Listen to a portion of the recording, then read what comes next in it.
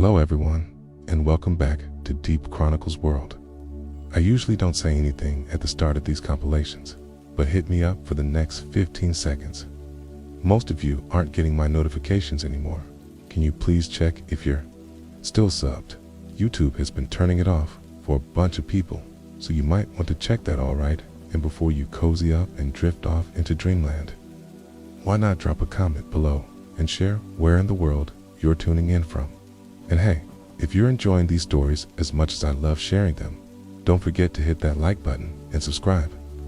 Now, let's get comfy, relax, and dive into tonight's tale. Ready? It's beginning September 23rd, 2009. A heist was carried out on a cash storage warehouse in Stockholm, the Swedish capital. This warehouse was literally an impregnable fortress where executing any robbery seemed impossible. Inside the building, there were over 150 surveillance cameras and 20 armed guards. The doors and glass were all bulletproof and unbreakable, and the money was stored on the 6th floor in a room containing more than $150 million. But as we all know, nothing is impossible. A gang decided to execute a heist on this warehouse. Strangely, they didn't enter through the main door like typical thieves. Instead, they used a helicopter and entered from the roof of the building. This story is truly one of the most compelling stories on the channel. Without further ado, focus on the details, enjoy, and stay tuned for the video. Peace. In the 90s and early 2000s, Sweden was a hub for heists and robberies. Thieves would rob banks, armored trucks, and at teams. Imagine that at one point, sending money to a team in Stockholm, the capital, was banned because the government knew it would be stolen. Military-style operations were attempted to stop the thieves by any means necessary. More surprisingly, Sweden was lenient towards these crimes, despite their frequency. Criminals were sentenced to just a few years in prison, which thieves appreciated and encouraged them to continue their operations.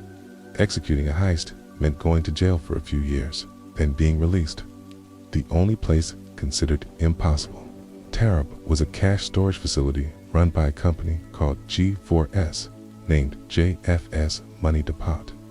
This place stored hundreds of millions, all under federal reservoir custody. The money stored here was sent to a team, Ms., and banks.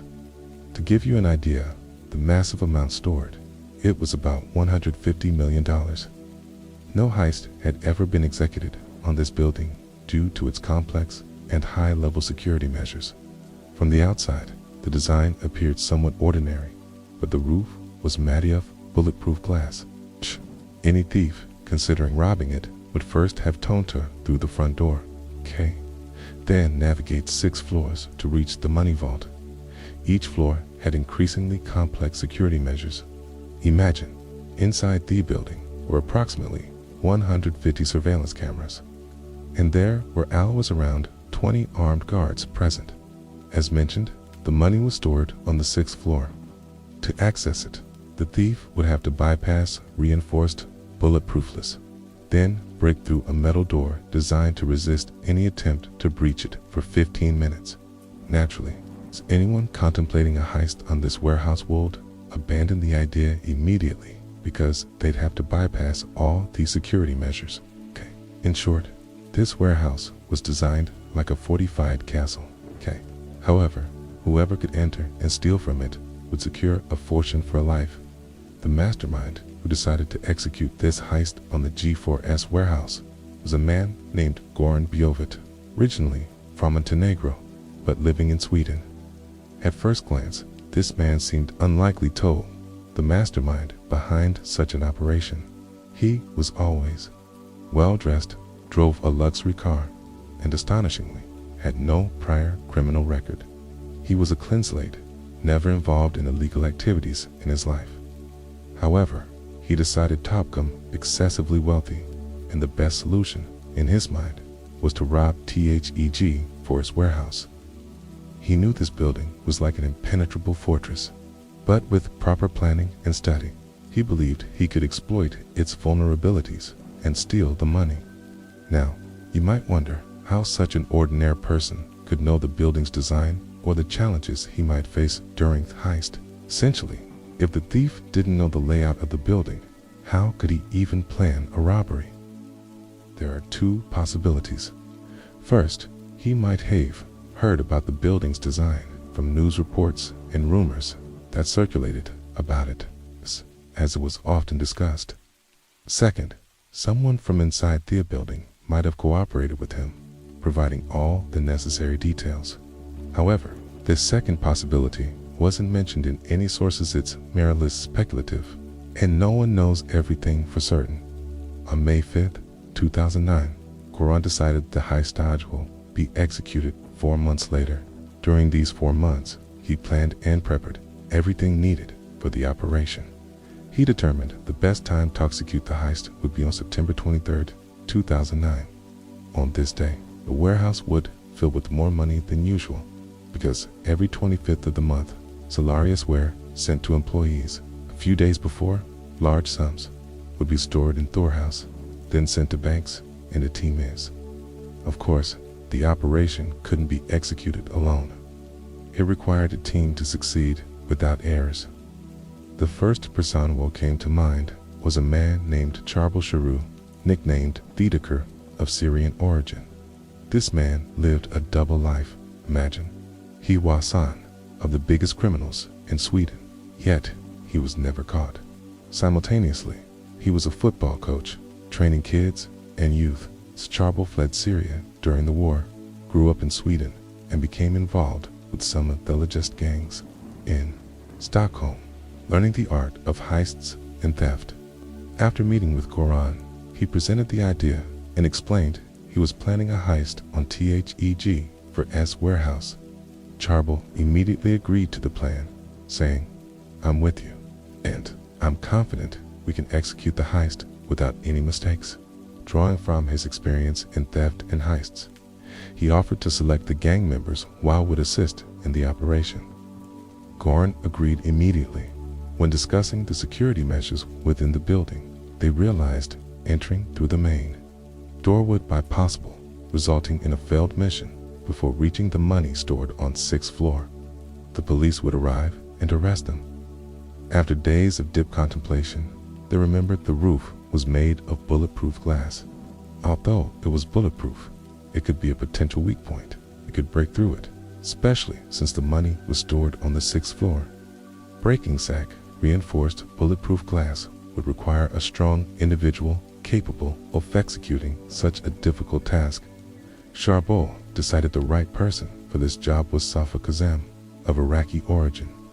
Safa was a boxer with immense physical strength and had been involved in heists in Stockholm. He had a criminal record and was described as both intelligent and powerful, earning him the nickname the strongman after the three Goran, Charbel, and Safmet.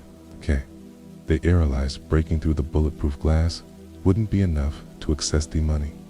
After breaking in, they'd land on the 5th floor, meaning they'd need to climb from the 5th to the 6th floor where the money was stored. This implied they'd need a ladder. Was this sufficient to access the money? Of course not. After climbing to the 6th floor, they'd need to break through their enforced bulletproof glass wall to transfer the money quickly. After breaking glass, they still faced the solid metal door leading directly to the money. Here, the fourth man joined the team, Mikael Södergran, Swedish origin. Mikael was also a thief with extensive experience in theft and heists, specializing in bomb making and dynamite. His nickname was the explosive expert, or the dynamite man. When Mikael joined the team, he told them bypassing the metal door was child's play. I'll make you dynamite that can blow open the door without damaging the money, he said. Khan responded with gratitude, saying this was precisely the obstacle they'd been trying to overcome.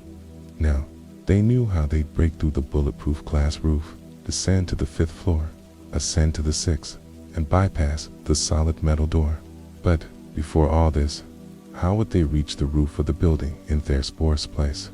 Motorcycles, cars, and trucks or modes of transportation previously used in heists were considered. But the mode of transport none of you might have heard of in a heist is a helicopter. These madmen conceived the idea of acquiring a helicopter to land on the roof of the building, transport gang members, load the money, and escape. You might wonder, even if they obtained a helicopter, wouldn't the police try to stop them or shoot at them? But the answer is no. First, the police wouldn't have time to reach the crime scene because the gang planned to execute the operation swiftly. Second, even if they arrived, shooting at the helicopter risked civilian casualties, potentially causing a disaster. Using a helicopter for a heist on such a building was a brilliant idea, guaranteed escape route, ensuring the success of the operation. However, the mastermind, Goran, faced a problem. None of them were pilots, nor did they own an aircraft. After a long search for the right person, Shabel, the teacher, contacted a Serbian gang leader named Milan Savo. Milan promised to find a pilot and put him in touch with them, provided they gave him a share of the profits from the heist. Shabel agreed, and the pilot Milan would send to the gang in Sweden would be Serbian. This worked in the gang's favor, as bringing in a foreign pilot would make it harder for the police to identify him, complicating justice after the heist. However, Milan faced two issues at the time.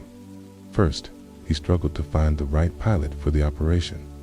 Second, the Serbian government was monitoring his communications. By chance, when Shabel contacted Milan, agents overheard their conversation and understood they were planning a major heist. They immediately knew when and where the heist would take place. The only thing they could do was monitor Goran and tap his communications. Meanwhile, Goran was struggling to find the right pilot, and time was running out. If he couldn't secure a pilot soon, the entire operation would collapse. On August 29th, Goran and Shabel secretly met a man named Alexander Eriksson. While this meeting took place, Swedish agents observed from a distance. Alexander worked for a news channel and had experience piloting helicopters. You might wonder what such a person would be doing in a dangerous operation like this.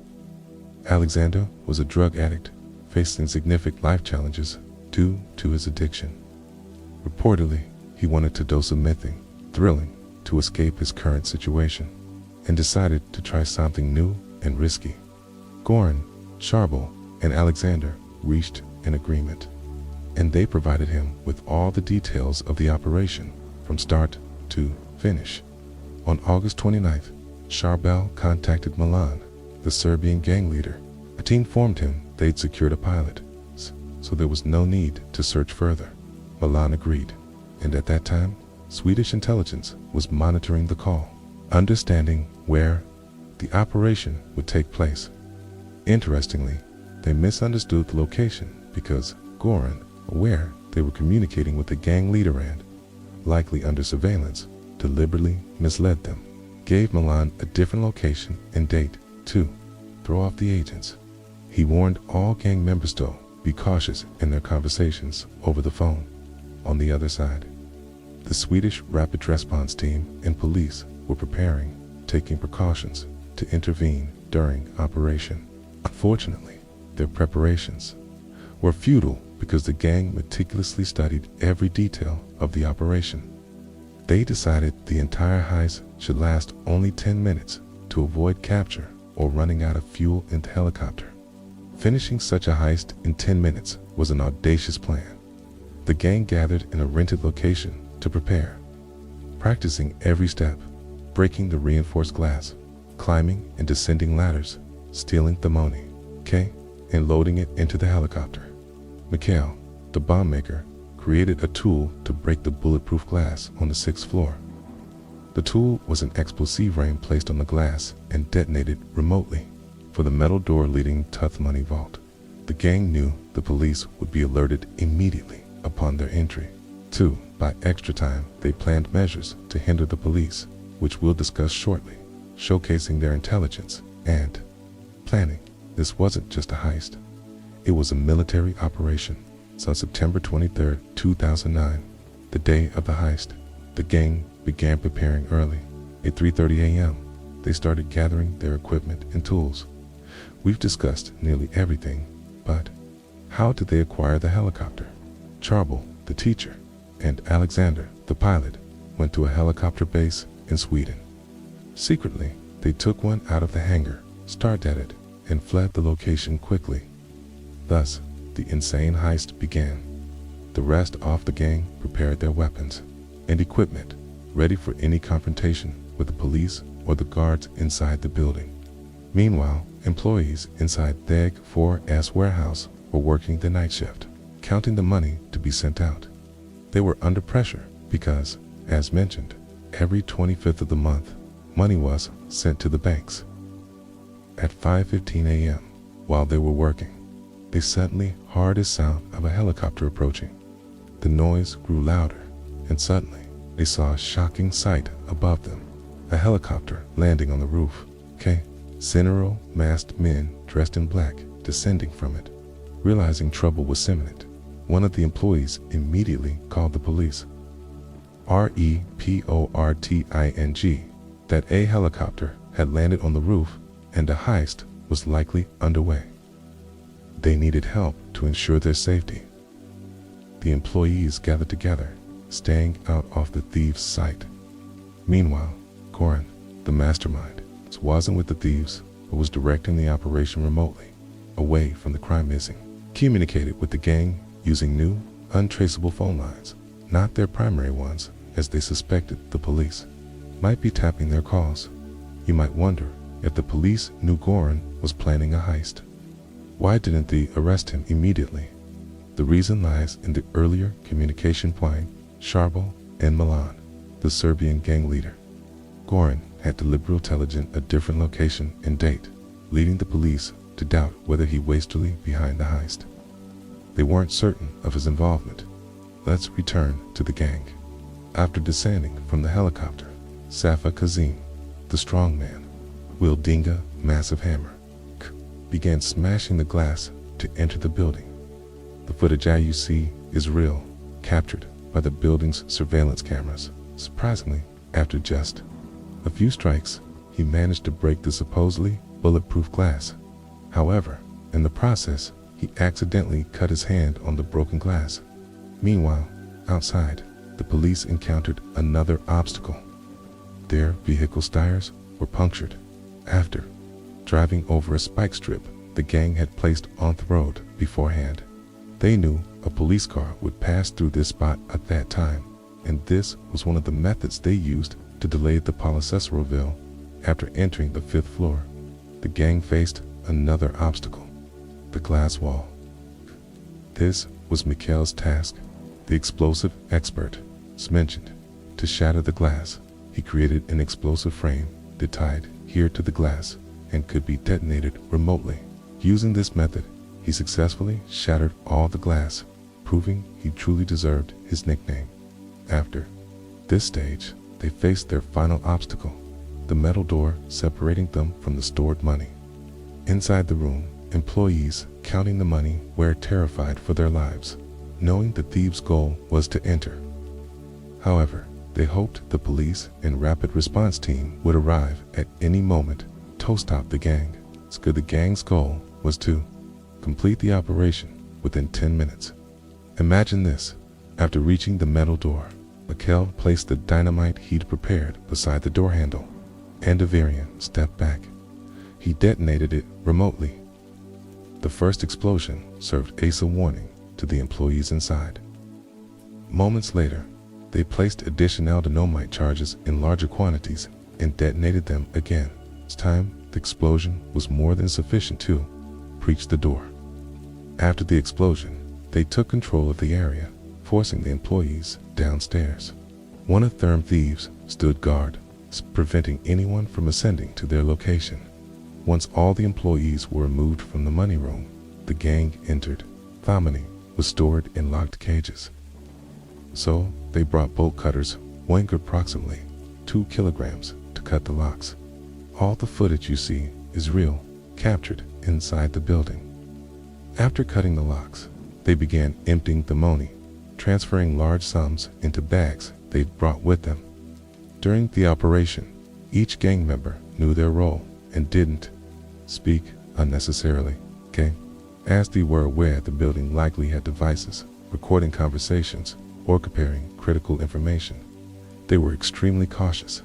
The thieves spent more than the planned 10 minutes inside the building. By the time they entered the room and began emptying the money, they'd already been operating for 25 minutes. They feared the police might arrive at any moment, forcing a confrontation. Indeed, at this time, pilots in a helicopter were dispatched to the crime scene to attempt stopping the gang.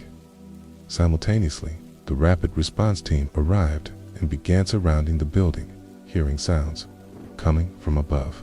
They didn't know what the sounds were or what weapons the gang was using. When they reached the building's main entrance, they encountered something shocking. A black box with a blinking red light was placed in front of the door. Fearing it was a bomb, they retreated and called the bomb disposal unit. Gang haters every possible method to hinder the police, showcasing their intelligence and planning. Ironically, the box was just an empty toolbox with a red LED light attached. No bomb, no danger. This was the gang's second tactic to delay authorities' entry into the building. Meanwhile, the thieves upstairs finished loading the money into the bags they'd brought. They began passing the bags to each other to expedite the loading process.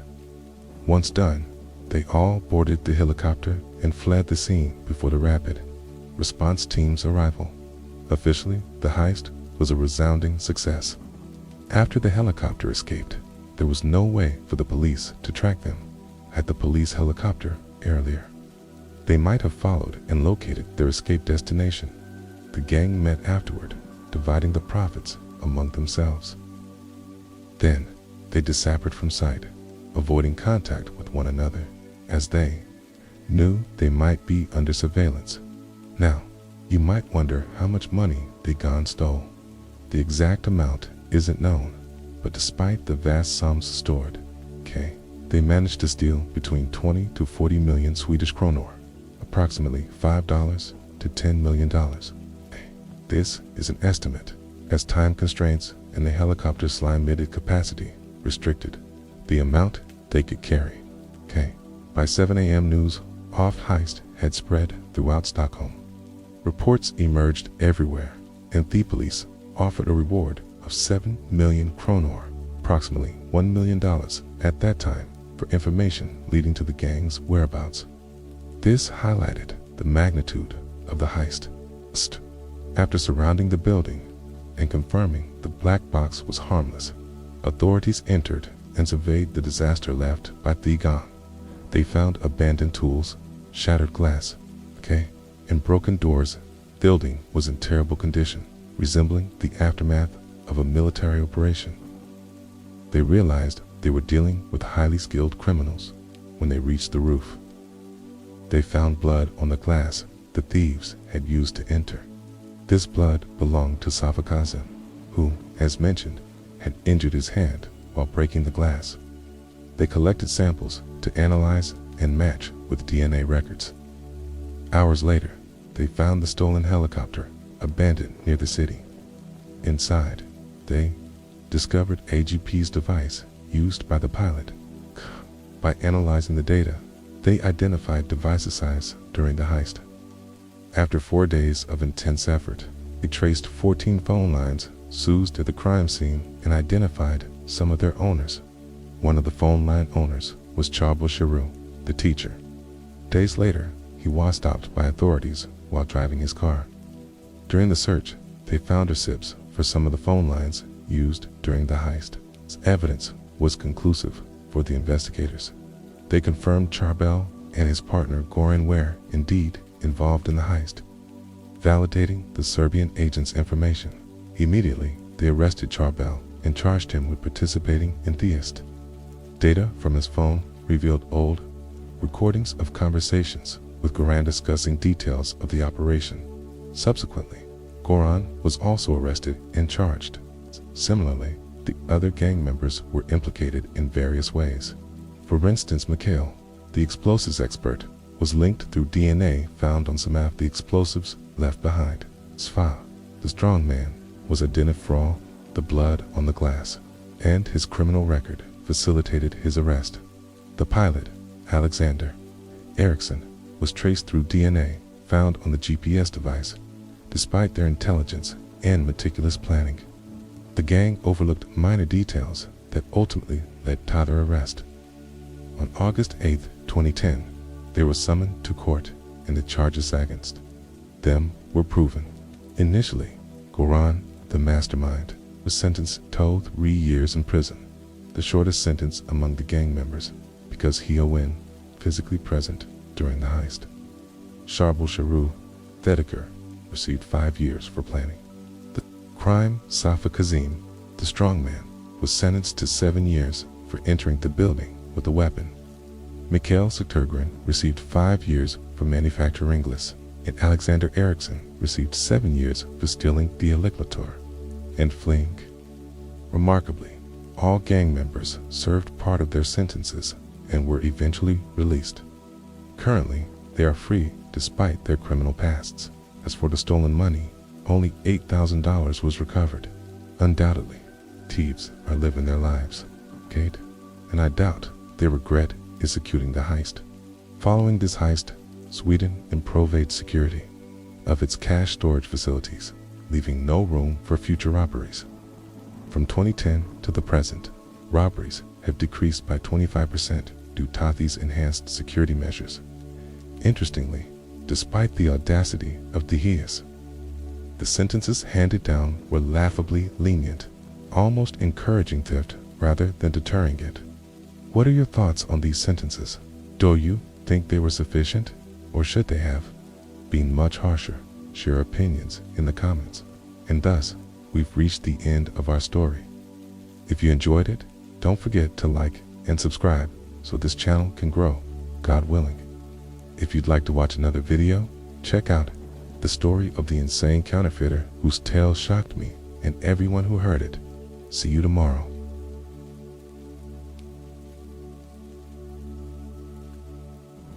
October 18, 1992, a 23-year-old girl disappeared from inside her house, leaving behind a trail of unnatural questions and mysteries.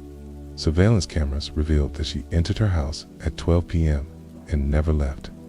Nothing strange happened inside or outside the house, okay? But the shocking and bizarre thing was that the same girl, without ever leaving the house, was captured by the cameras returning to the house at 2 p.m. This means that within 2 hours, okay, she entered the house twice without ever leaving. Alongside this, there were a staggering number of crimes and mysteries that defy logic. Let's assume that each mystery has a password. Farah. The passwords in this story are split personality, cute Aztec legend, the appearance and revelation of Jesus Christ. Peace be upon him. Today, I will tell you about a series of strange crimes committed by one person. All the crimes he committed were aimed at fulfilling an ancient legend that would help him transform from one body to another. When his plan was exposed and failed, he remained silent.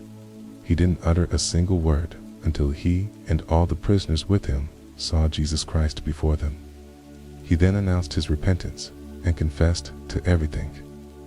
By the way, this story didn't happen 2,000 years ago.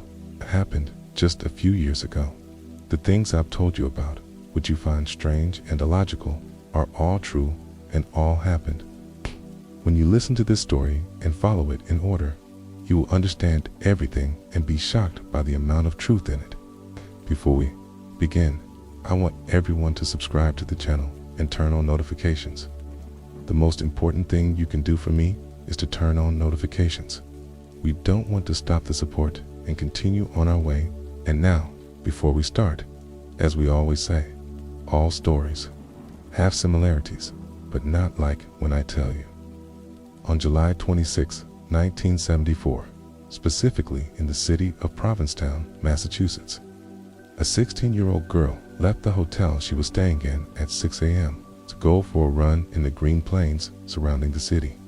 While running, a dog appeared in front of her, barking loudly and circling around her. The girl understood that she needed to follow the dog to find out the reason for its strange behavior. Indeed, she followed it and reached an empty, flat area where she saw something completely unexpected, a decomposed and decayed body, which was very scary and disgusting. The girl immediately contacted the police and informed them of the body's location. As soon as the police arrived, the investigations began, and the information was very strange and illogical. The first thing you need to know is that Provincetown is a tourist town with a population at that time not exceeding 15,500. The town is designed for relaxation and is the last place you'd expect crimes to occur. The last crime that happened there was before World War II, meaning before 1945. So, the presence of a body in this town, in the condition it was found, was very strange. Of course, the strangeness didn't stop there. The body was of a large girl. She was of considerable size with red hair. Under the body was a large towel, like the ones used on beaches. This might not make sense, but it seemed like the girl was lying there, sleeping before the killer came and killed her. Despite the body being decomposed and the crime having occurred more than 2 weeks prior, the body was intact with no signs of violence. This means that the killer either drugged her, or she was already asleep when he killed her, or there was some familiarity between her and the killer, which is why she didn't resist and never expected him to kill her. The second thing the investigators noticed was the manner of death and the condition of the body. As for the cause of death, it wasn't clear. The investigators couldn't determine it. There were 4 possibilities. The first possibility was a stab wound, because there were some wounds on her neck. The second possibility was slitting her throat, because the girl was slaughtered, and her head was almost separated from her body. The third possibility was internal bleeding in the head, because there was a large wound and bruise on the back of her head, as if the killer had hit her with a large object from behind. The fourth and final possibility was bleeding to death from her hand, because her right hand was cut from the wrist and the left's hand was cut from the palm. You will soon understand why I'm focusing on all these details. But the most important thing you need to know is that advanced examination revealed the victim bled to death because the amount of clotted blood in her body was very small. If the killer drained the body of blood like a slaughtered sheep that bleeds until all the blood is out. But the question that arises in this case is, where is the victim's blood? Because there was no trace of it. No one could find out, even though the entire town was combed, but there were no traces of any crime anywhere. In the end, in 1974, as we said, the investigators reached the following conclusions. The body was unidentified, and they named her the Lady of the Dunes because her body was found in a flat, hilly area. The manner of death was unclear due to the severe decomposition of the body. And even the place where the crime occurred was unknown because it was clear that the killer had moved the body to that location, Atia, and he killed her somewhere else, placing her there very calmly, as if his goal was for the police to reach the mysterious conclusions they did. Usually, when investigators reach a dead end, like they did in this crime, all suspicions point to the perpetrator being a serial killer because he is smart, knows what he's doing, and manages the crime scene with calm, genius, and intelligence. Moreover, he is capable of hiding evidence, so they are dealing with someone who is not ordinary at all, not someone who is killing for the first time in his life. The last piece of information I want to tell you about this crime is that the victim was only in swimwear, meaning her clothes were not found. Okay, and believe me, this whole story is one thing, and the story of the blood in women's clothing is another. Before we move on to the next crime, you need to know that for 50 years, no one could find out who this girl was or how the crime happened. 12 years after this crime, another crime occurred, which is considered stranger than the first. On May 31, 1986, a 6-year-old girl named Michelle was swimming in the pool at their home in Maryland, USA. The girl was always in front of her father, calm, and everything was very normal until the father went inside for half an hour. When he came out, he didn't see his daughter. He searched and looked, but there was no trace of the girl. He called the police and informed them of her disappearance. The search operations began, but the police couldn't find any results. This event caused Carl, the father, to lose his mind. He had a nervous and mental breakdown. After 3 months of medical care, the father recovered. As soon as he regained his health, he confessed that he was the one who kidnapped his daughter. He kidnapped his daughter while she was with him in the same house. He told them that in the week of the girl's disappearance, the father and mother separated, and due to the pressure he was under, he decided to kill his daughter. He took her to an empty area and killed her there, then threw her in the river. But where is this empty area, and where is this river you're talking about? Because the entire city didn't have a river. He told them he didn't know, but that's what happened to him. Anyway, a month after this confession, the father retracted his statement and said that everything he told them was not true. This caused a big problem for the investigators because for a whole month, the search had stopped, the investigation was stable, and all their focus was on the father being the one who killed his daughter. But after the father retracted his confession, the case went into 600 walls because, logically, after a whole month of stopping the investigations, the kidnapper could hide the body and 100 more bodies, and he could hide all the evidence. Therefore, reaching the real perpetrator became impossible, and unfortunately, the girl disappeared. And this case was also recorded as unsolved. The mystery remained, and everyone was convinced that the father was the one who killed his daughter, even though his confession was illogical and not true. He was telling them he threw her in a river, and the city they lived in didn't have a river. But there was no other suspect in this case besides the father. There was another person who was investigated but was released due to lack of evidence against him. This person who was investigated was named Hayden Clark, a simple gardener who was staying at his brother's house temporarily and had no criminal record. But they arrested him and investigated him because he knew the girl, Michelle. It seemed like he was in their neighborhood, greeting her and joking with her, and he was very loved and kind to her. When the girl disappeared, even though this man, Hayden, was kind and his personality was as it was, they saw that he wasn't affected by her absence, so they thought he might be the type of person who kidnaps children. So they investigated him, but after the investigation, there was no evidence to convict him, so they released him, and his story ended there. Anyway, my dear friend, we leave this story and go to the first disappearance case I told you about at the beginning of the video, which happened on October 18th, 1992, when a 23-year-old girl disappeared from her house. The cameras captured her entering the house twice, even though she never left the house. The girl's name was Laura Holt-Ling, a Harvard graduate living with her mother. As I told you, the girl disappeared from inside her house. When the investigators checked the cameras, they didn't see anything strange, except that the girl entered her house twice within 2 hours. The investigators examined the house several times and didn't reach any conclusion or evidence, except that by chance, the investigators noticed a small blood stain on Laura's pillow. This happened a month after Laura's disappearance.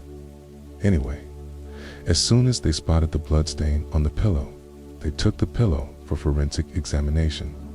The examination revealed that it was Laura's blood, and not only that, but a miracle happened that no one expected, which solved all the mysteries and revealed the identity of the killer. There's nothing else to say except that it was as if God Almighty decreed that this man be exposed because he was exposed in a very strange way. You need to know that fingerprints can be found anywhere, but it's difficult or almost impossible for fingerprints to leave a mark on rough or woolen fabric. Laura's pillow fabric was very rough and woven, and there were no fingerprints on it. When the house was examined, the investigators didn't find any strange fingerprints, so they thought the girl had run away from her house and no one had kidnapped her. They said she wasn't kidnapped or killed, but she ran away from the house in a certain way. But how did this happen? And how did she leave the house in the first place? What happened, my friend, is that Laura's pillow had a small plastic sticker sewn into it with leather edges. The tag that usually has the manufacturer's name and pillow. Specifications on this sticker had a part of a strange fingerprint. The investigators discovered the presence of the fingerprint in the lab by chance after they saw the small bloodstain and took the pillow to the lab. While examining the blood, they exposed the pillow to ultraviolet light, and by chance, they found a fingerprint on this small part of the pillow. They took this fingerprint and, by checking criminal records, identified the killer. The surprise was that the killer was Hayden Clark, the simple gardener I told you about in the previous crime. Over the years, they discovered that this simple worker had a story and suffering that no human mind could imagine, and the reason all goes back to his family. As soon as Hayden Clark was arrested, he didn't confess to anything. All the investigations conducted with him were met with silence. He didn't utter a single word. He remained in this state for 8 months. The problem was that the investigators knew he was the one who kidnapped and killed Laura. But they didn't know how and had no information about the crime except Clark's fingerprint. Not only that, but during 8 months, 14 officers interrogated him, and all of them said the same thing. Throughout the entire investigation period, they never heard his voice. In the first period, he was detained in a solitary cell, but he didn't do anything or say a word. Okay? They even deprived him of food, thinking he would at least ask for food. Okay? But he never reacted or moved from his place or asked them for anything. They put another prisoner with him for 2 weeks, but he didn't talk to him or communicate with him at all. Because of this, they decided to transfer him to a group cell to interact with the people there, but he still didn't interact with anyone. He was presented to a medical examination committee, and he still didn't interact with them. All the indicators were negative. Logically, how can you diagnose someone who doesn't talk or interact with you? Things remained like this for 8 months until he finally spoke. Okay, and the reason was a white teddy bear that entered his interrogation room and made him break down in the literal sense. As we said, Clark never interacted with the investigators, but the investigations didn't stop and continued elsewhere. Since Clark was the one who killed Laura, it was certain that he was also responsible for the disappearance of the girl Michelle. Before we continue, you need to know something. Clark's fingerprint was on Laura's pillow, but it wasn't confirmed that he was the killer. The reason is that Clark worked as a cleaner in the gardens of the neighborhood where Laura lived, meaning he was a regular in the neighborhood and had a daily shift from morning to evening. So, the presence of the fingerprint, even though it was in a private place on the pillow in the bedroom, doesn't necessarily mean he was the killer. There are many logical reasons for the fingerprint being in that place without Clark being the criminal, such as the possibility of a special relationship between him and Laura. The reason for his silence and lack of interaction with the investigators could be due to his sadness over her disappearance, meaning if he loved her and had a relationship with her, he might have been sad about her. In general, any investigation operates on the principle that the suspect is innocent until proven guilty. That's why they were dealing with Clark gently, because it wasn't necessarily him being the criminal, especially since all the information that about him was that he was a kind and simple man, and his record showed that he was far from crime. However, the case of the 6-year-old girl Michelle cut through the doubt. What happened was that the investigators opened Michelle's case file, and a team of investigators went to search Clark's brother's house, because during the time Michelle disappeared, Clark was living in that house. The story of Michelle's disappearance had happened 7 years prior, so it was almost impossible to find any evidence against Clark, especially since he had lived in that house for less than 6 months. So it was unlikely that there would be any evidence against him in that house. Anyway, the distance between Clark's house and Michelle's family was only 20 meters. The investigators requested to search the room where Clark slept, and the shocking surprise was that the room was exactly as it was. Nothing had changed in 7 years. The room was abandoned, and after Clark left, no one had entered it. During the search, the investigators found 3 bloodstains on the floor near Clark's bed. DNA testing and forensic analysis revealed that it was Michelle's blood. Therefore, Clark was the one who killed her in his room, but the investigators had no evidence or information to know how the crime happened. During the investigation with his brother, it turned out that he had no knowledge of the matter, but he told them that Clark was not normal and had been diagnosed with acute schizophrenia years ago, and his condition had reached a point that was expected. He told them a very strange sentence: if you want him to confess to anything, bring him Michelle's white teddy bear and remind him of her, because there are many details that connect him to it. And this teddy bear never left her. Indeed, this is what happened. After 8 months, Clark started interacting with the investigators, but only through gestures. He made very strange movements, like doing yoga or sometimes sitting and praying, but everything changed when he saw the teddy bear. Imagine, the investigators had only one request. They told him, "Where are the bodies?" They were sure he knew where the bodies were because they found Michelle's blood in the room where he slept, meaning there was no room for doubt that he was the criminal, but they wanted to know where the bodies were. He didn't talk to anyone until he saw the teddy bear. He smiled a wide smile and stared at it for half an hour, then entered a state of severe tension and broke down crying, saying, "I killed Laura and I killed Michelle." Here, the investigators were happy and said, now he will confess everything. But unfortunately, he went silent again, and the investigation ended with that sentence. They tried with him for another 5 months, but he didn't confess to anything, and the investigation ended with an unsatisfactory result.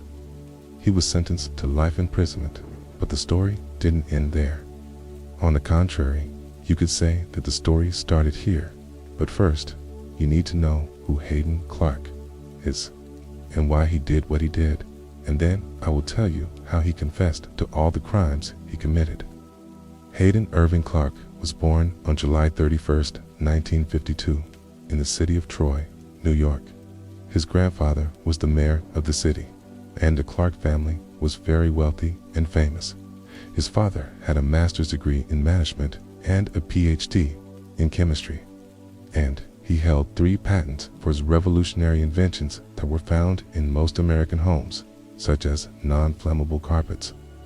In short, the Clark family was a model of the American dream, a wealthy, educated, and ideal family, okay? But behind this beauty and reputation was a very dark side. Hayden's mother and father were addicted to alcohol and illegal substances. The father claimed that he got his inspiration and creative ideas while drunk, but of course, this is not true at all. When he and his wife were drunk, they would torture their 4 children with beatings, insults, and various forms of abuse. The worst part was that his mother wanted her last child to be a girl, not a boy. When Hayden, the last child, was born, she treated him very badly. She dressed him in girls' clothes, called him Christine, put nail polish on him, and told him, "You were born a boy due to a genetic error, but in reality, you are a girl." She forced everyone to treat him as a girl when he was 7 years old, and I can't understand this. Can you imagine? 7 years old, and they were treating him as a girl since he was a child. What kind of people are these? One of his brothers addressed him in a masculine form or considered him a boy. They would punish him with beatings and torture. The father didn't know about this. He would beat and torture his children, but at the same time, he wasn't aware or didn't understand what was happening to his son. Anyway, when he turned 7, the father decided to enroll Hayden in school. On the first day, the school found out the whole story from Hayden through family protection and child welfare organizations. They forced the mother to stop these behaviors, so they wouldn't take her son away from her. This made the mother explode and treat Hayden even worse, with beatings and torture. When she beat him, she would force him to say, "I am a girl," and threaten to kill him if he didn't. She would tell him, "The school finds out what I'm doing to you, I will kill you so I don't get in trouble." After a few years of this behavior, the mother was transferred to a mental hospital because she had completely lost her mind. Unfortunately, by that time, Hayden, the child, was completely destroyed. Hayden Clark wasn't part of the LGBTQ+ community and didn't have any homosexual tendencies, but he was convinced that he had a feminine soul living in a male body. This belief caused him to develop acute schizophrenia. He was living with 2 personalities, male and female. His father, due to the school's threat to take Hayden away, withdrew him from school and made him continue his education at home, hiding him from society. That's why no one knew the truth about Hayden Clark. Only his family knew. When he turned 17, they enrolled him in a cooking institute, which is considered one of the most important and famous institutes in the world. Through money and illegal means, Clark graduated and became a famous chef, but he wasn't accepted for any job because he wasn't normal.